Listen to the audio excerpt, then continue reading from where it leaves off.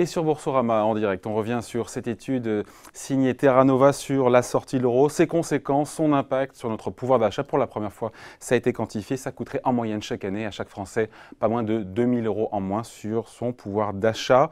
Donc c'est une étude qui ne sort pas de ma cervelle, mais donc de ce think tank Terra Nova plutôt classé à gauche. Marc Vigneault, bonjour. Bonjour. Merci d'être avec nous, Marc, journaliste au Point. Il y a quelques jours avant cette étude de Terra Nova, on avait eu pour le coup une étude chez les libéraux, le think tank l'Institut Montaigne, qui montrait que la sortie de l'euro, ça coûterait à l'économie française 500 000 emplois. On entendait 180 milliards d'euros que ça coûterait donc à l'activité en France. 180 milliards, c'est hyper abstrait, ça nuirait à la France, c'est pas pour tout un chacun. On va revenir sur ce chiffrage après, sur les 2 000 €, un peu moins de 2 000 €, ce que ça coûterait par personne et par an en matière de pouvoir d'achat. Mais ce sont des études à charge ou pas? C'est le système qui est contre le Front National ou est-ce que c'est pas un peu exagérément catastrophiste ou c'est juste, voilà...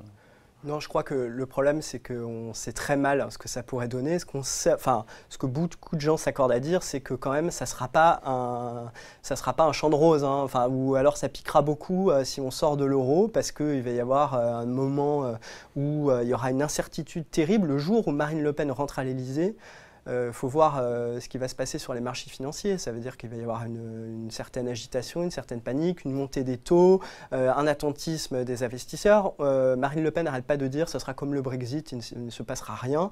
Sauf que là, ce n'est pas du tout la même chose. On voudrait sortir d'une monnaie qu'on a construite, qu'on a adoptée depuis des années. Et ça n'a rien à voir avec le Brexit, qui d'ailleurs n'a pas vraiment commencé, puisque l'article 50 vient tout juste d'être activé. On ne sait pas dans quelles conditions la Grande-Bretagne va sortir de l'Union européenne.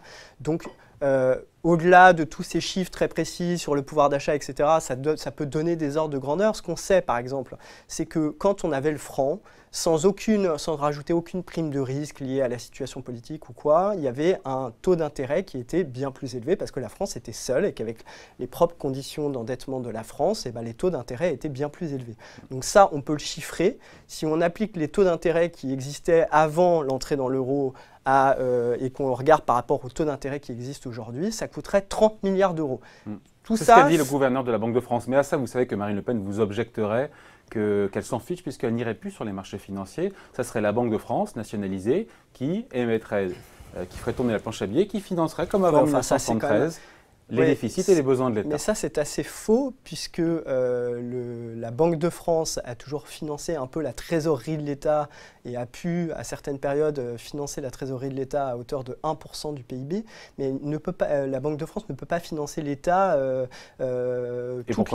tout le déficit, toute la dette. C'est ce qu'elle nous dit en tout cas. À ce moment-là, on peut vivre dans un monde rêvé où il suffit de créer de l'argent pour le distribuer à tout le monde. Et pourquoi ne crée-t-on pas plus de monnaie pour le distribuer à tout le monde? Tout simplement parce qu'il y a un mécanisme économique de base qui fait que quand on crée trop de monnaie, par rapport au nombre de biens et services disponibles, les gens ont trop d'argent et donc les prix commencent à monter, ça s'appelle l'inflation. Donc si aucun pays du monde n'a demandé à sa banque centrale non mais l'inflation massive, oui, c'est très grave, hein, qu'on pense au Zimbabwe ou à l'Argentine.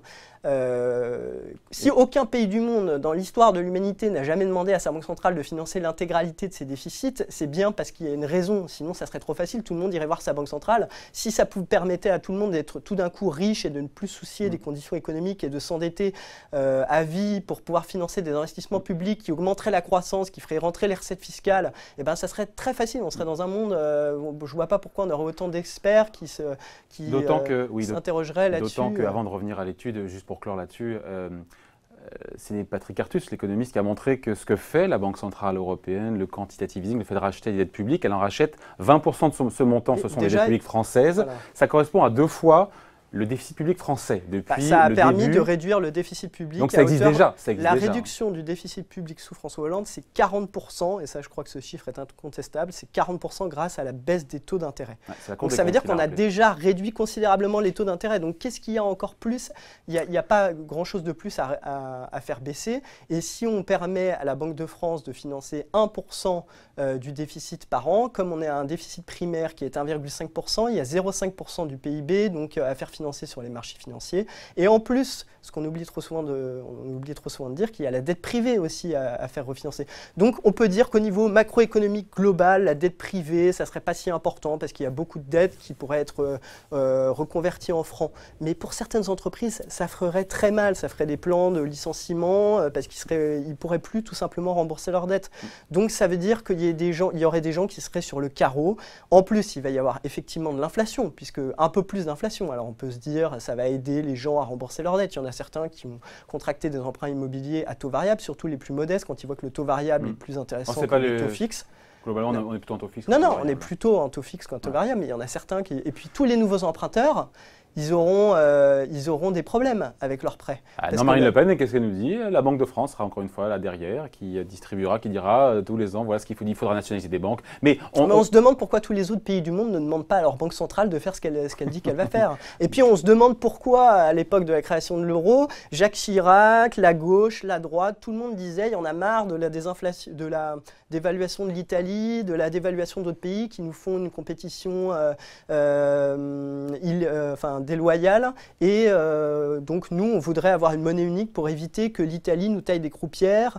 Enfin voilà, donc ce n'est pas le monde rêvé qu'on nous décrit. Après, est-ce que ça sera bien pire? Je pense que les scénarios catastrophistes, peut-être que pendant des mois, ça sera très difficile. Après, on peut réapprendre à vivre avec une monnaie nationale, mais ça sera au prix d'un effort extraordinaire et bien plus fort que celui qu'on nous demande pour réduire le déficit de 0,5 points par an. Alors justement, cet effort, parce qu'on parlait macro maintenant, vraiment au niveau du portefeuille, et c'est tout l'intérêt de cette étude du think tank de gauche Terra Nova, l'abandon de l'euro, ils l'ont chiffré entre 1 500 et 1 800 euros par an, par ménage, si on revenait au franc. Et là, on se dit que pour les classes populaires qui sont censées être les premiers bénéficiaires et les premières clientèles visées, entre guillemets, par Marine Le Pen, ça peut faire très mal. Comment est-ce qu'ils arrivent à ce chiffre déjà qui, pour le coup, est très concret.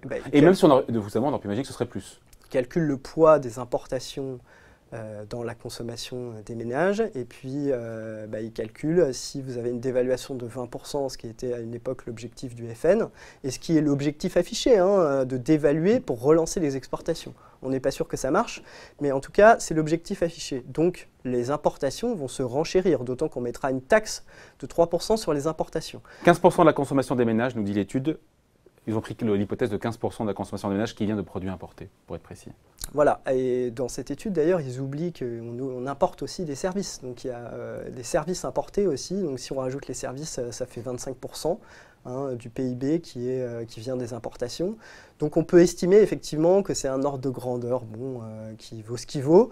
Sachant qu'il y aura des enchaînements économiques que personne ne maîtrise totalement, puisque les entreprises pourraient être en partie tentées d'absorber une partie du choc, donc on ne sait pas si ça va se répercuter intégralement sur les prix ou pas, ça va dépendre de la TVA, ça va dépendre de l'augmentation des prix du pétrole.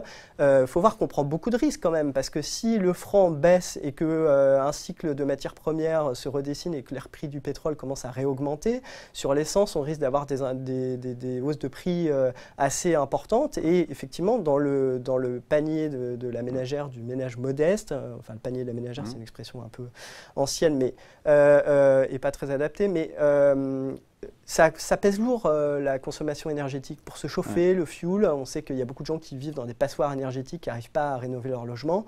Donc le chauffage au fuel, au gaz, l'essence pour la voiture, ça va coûter très cher. À propos de l'essence, Marine Le Pen dit souvent, avec la baisse de l'euro de 30% face au dollar, on n'a pas vu l'inflation en France, notamment au travers du pétrole, mais ce qu'elle oublie de dire, c'est que le pétrole a beaucoup baissé pendant ce temps-là. Et c'est ce qui fait que c'est pour ça qu'on n'a pas vu l'effet sur les prix. Un peu moins de 2 000 euros donc par ménage, par Surtout foyer, que si on veut faire la par an. transition énergétique, on ne pourra pas dire on va baisser massivement les taxes sur le carburant, comme elle le dit, pour dire si jamais ça réaugmente. Sinon, qu'on fait comment la transition énergétique, on fait comment pour réduire les gaz à effet de serre? Il y a une question de cohérence. Donc 2 000 euros par an par ménage, encore une fois, pour les classes populaires, pour les classes moyennes. Ça fait 2 000 euros, ça fait 166 euros par mois, à comparer avec un SMIC net qui est aux alentours de 1 150 euros. Donc voilà, ça fait presque 10% de pouvoir d'achat en moins. Et encore, ce chiffre est un peu minoré puisqu'il ne prend pas en compte les importations de services aussi. Voilà. Donc ça va se répercuter sur le coût de certains services. Les entreprises vont augmenter leurs prix parce que dans l'industrie, on dit tout le temps le coût du travail, parce qu'il y a beaucoup de services qui sont utilisés dans l'industrie, donc pas que des services importés, mais des services, et donc les prix des produits industriels vont se renchérir. Et puis si on rapatrie toute la chaîne de production en France, qui est aujourd'hui disséminée à travers le monde, on va avoir le coût du travail français, ce qui est très bien, on peut dire c'est parfait d'avoir le coût du travail français, mais le prix des produits va forcément augmenter. On ne sait pas exactement de combien, mais d'abord ça va prendre beaucoup de temps, ça veut dire qu'en attendant on va être obligé de payer les importations au prix où on devra les payer, et peut-être qu'un jour on aura relocalisé, mais on va le payer au prix français, donc ça va être un choc sur le pouvoir d'achat. Après il y aura peut-être l'espoir, c'est de se dire si on rapatrie tout l'outil de production en France, on aura plus d'emplois. D'abord, ça, c'est un pari incertain, et en attendant, on aura payé beaucoup plus cher, et donc les baisses de prix qu'on a enregistrées, par exemple, quand on a mis un quatrième opérateur mobile, ce genre de progrès va être complètement effacé par le plan de Marine Le Pen. C'est 2 000 €, on aurait pu imaginer que ce serait plus, quelque part. C'est beaucoup, c'est pas 10% quand on est au SMIC, 10% de pouvoir d'achat qui est amputé, on aurait pu imaginer que ce serait plus. Quelque part, même si c'est minoré après, encore une fois, par l'absence de qui peut prévoir aujourd'hui de combien le franc sera dévalué, comment vont réagir les marchés, ce que va faire Trump, s'il fait beaucoup monter le dollar, donc le franc sera très dévalué par rapport au dollar, mais peut-être pas par rapport à d'autres monnaies. Les exports, justement. Oui, enfin ça relancera les exports, si tant est qu'on produit l'intégralité d'un produit en France, ce qui n'arrive quasiment plus aujourd'hui. C'est plein de pièces importées. De l'OMC qui était là à votre place il y a 2 jours, qui a dit que dans les exports, dans ce que la France exporte, il y a 30% de contenu qui vient d'importation. Voilà. Donc ça veut dire qu'un tiers du prix, pratiquement un tiers du prix est composé d'importation dont le prix va augmenter. Donc à l'export, on ne sera pas forcément tellement plus compétitif puisqu'on aura eu des coûts dans le processus de production qui auront augmenté. Et en plus, par ailleurs, Marine Le Pen, il faut regarder le reste de son programme aussi, qui est un programme assez dirigiste, avec des promesses de hausse de pouvoir d'achat, etc. Je pense que les entreprises dans le programme économique de Marine Le Pen vont quand même payer très très cher la facture. Et à la fin, est-ce que ça va soutenir l'emploi? Je ne suis pas sûr. Bon, on termine là-dessus. Terra Nova, le think tank, qui rappelle que les plus riches, évidemment, qui sont moins impactés, puisque ils épargnent plus que ce qui est consommé quand on gagne moins. Ils rappellent que les plus riches, ils sont toujours mieux conseillés, mieux informés, qui trouveront toujours des solutions pour mettre leur argent à l'abri, et qui, in fine, ce sont les petites gens qui verront leur économie fondre comme neige au soleil. C'est sûr que Marine Le Pen, en tout cas ses conseillers économiques le disent, si on veut sortir de l'euro, ce qui est possible, il va falloir contrôler les capitaux. Et donc, ceux qui sont très très bien conseillés, parce qu'elle ne le fera pas à la seconde où elle va rentrer à l'Élysée, hein, c'est quand même compliqué, il n'y a même pas de majorité parlementaire, etc. À cette seconde-là, les gens vont commencer à transférer leur argent ailleurs, à essayer de mettre leur argent à l'abri, sous le matelas, etc. Et c'est évidemment les gens les mieux conseillés qui arriveront à mettre leur argent à l'abri. Et après, on pourra imaginer que ceux qui ont gardé des euros sous leur matelas, des vrais euros, eux, ils pourront s'acheter certains produits à l'étranger, etc. Alors que ceux qui ont leur compte courant, en gros, ou leur livret A, ils verront leur pouvoir d'achat sanctionné, ponctionné, et c'est ce qui fait que les Français sont assez sages et avisés, puisque dans cette dernière, et on finit là-dessus, enquête ELAB qui date du 9 mars, 72% des Français sont opposés, en tout cas dans sa presse sondage, à une sortie de l'euro. Voilà, on a fait le tour, encore qu'on pourra en discuter pendant longtemps. On en reparlera. Merci à vous, merci pour ces commentaires. Marc Vigneault, journaliste au Point. Merci Marc, bonne journée. Merci. Bye.